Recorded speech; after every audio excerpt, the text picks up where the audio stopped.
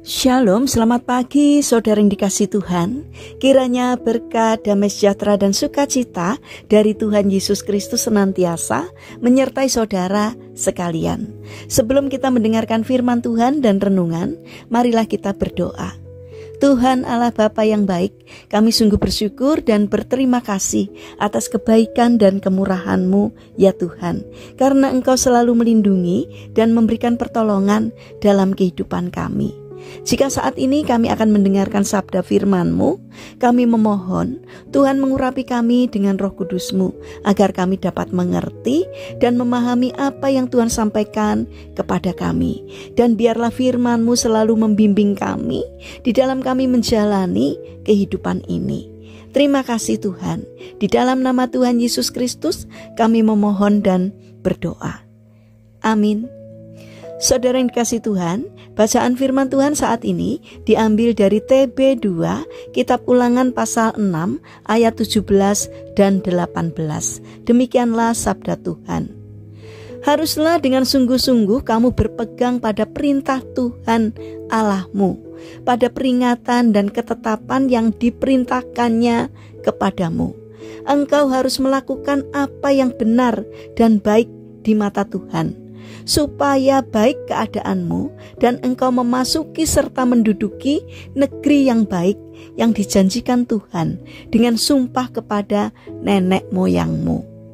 Tema renungan saat ini adalah lakukan yang benar. Saudara yang dikasihi Tuhan, beberapa tahun yang lalu ada seorang ibu membuang bayinya di gerobak sampah di kawasan Cipayung, Depok.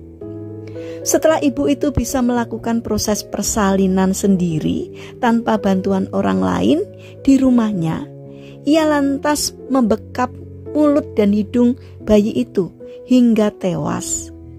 Mayat bayi itu kemudian ditaruh dalam kantong plastik dan disimpan di mesin cuci. Beberapa jam kemudian, ia membuangnya ke gerobak sampah tak jauh dari rumahnya. Alasan pelaku tega membunuh anaknya karena ia takut diceraikan oleh suaminya. Jadi suaminya ini meminta agar tidak lagi punya anak karena sudah kesulitan ekonomi untuk mengurus 4 anak mereka. Mengapa kebiadaban manusia seperti ini terus berlangsung? Tentu ada banyak alasan mengapa mereka berani melakukan perbuatan kejam seperti ini.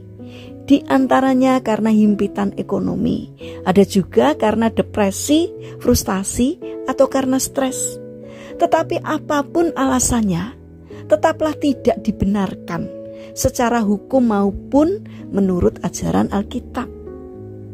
Saudara yang terkasih, ingatlah bahwa kita diciptakan Tuhan segambar dan serupa dengan Allah.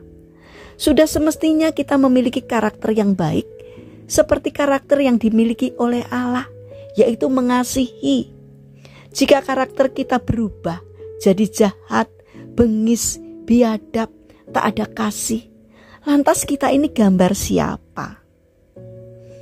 Saudara yang terkasih, di dunia ini situasi dan kondisi dapat mengubah pribadi dan karakter seseorang, seperti halnya hilangnya kasih seorang ibu terhadap anaknya. Namun sebagai pengikut Yesus, apapun situasinya, janganlah sampai kehilangan kasih terhadap anak-anak kita. Berikanlah perhatian, kasih sayang dan pendidikan yang layak kepada anak-anak kita. Terutama ajarlah mereka agar hidup takut akan Tuhan. Kesulitan ekonomi dan berbagai penderitaan bukanlah alasan untuk kita mengabaikan anak-anak kita.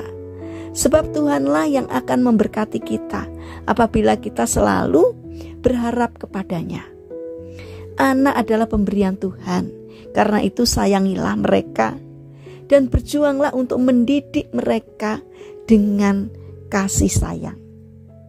Saudara yang terkasih, mari kita bangun karakter untuk mengasihi lebih sungguh. Janganlah situasi dan kondisi mempengaruhi kita sehingga karakter kita berubah menjadi lebih buruk. Mintalah agar Tuhan menolong kita sehingga kita dimampukan untuk memiliki karakter Kristus, supaya hidup kita dapat menjadi berkat bagi sesama. Mari kita berdoa. Tuhan Yesus yang baik, berilah kami hikmat dan kemampuan agar dapat merawat, menyayangi dan mendidik anak-anak kami dengan cara yang benar. Bapa yang penuh kasih, saat ini kami teringat pada saudara-saudara kami yang mengalami sakit. Kami mohon belas kasih dan kemurahan-Mu, kiranya Tuhan berkenan untuk menjamah dan memberikan kesembuhan. Kami juga mendoakan bagi mereka yang mengalami permasalahan dan kesulitan hidup, kiranya Tuhan berkenan hadir untuk menolong dan memberkati mereka. Bapa yang penuh kasih, kami ingin menyerahkan untuk setiap rencana aktivitas kami hari ini kepadamu. Kami mohon kiranya Tuhan yang menolong dan memberkati setiap karya kami hari ini, sehingga apa yang kami lakukan boleh mendatangkan berkat tidak hanya bagi kami, namun juga bagi sesama kami. Terima kasih Tuhan, dalam nama Tuhan Yesus Kristus kami berdoa. Amin. Puji Tuhan, saudara yang terkasih, kiranya firman Tuhan dan renungan hari ini dapat menjadi berkat bagi kita semua. Haleluya.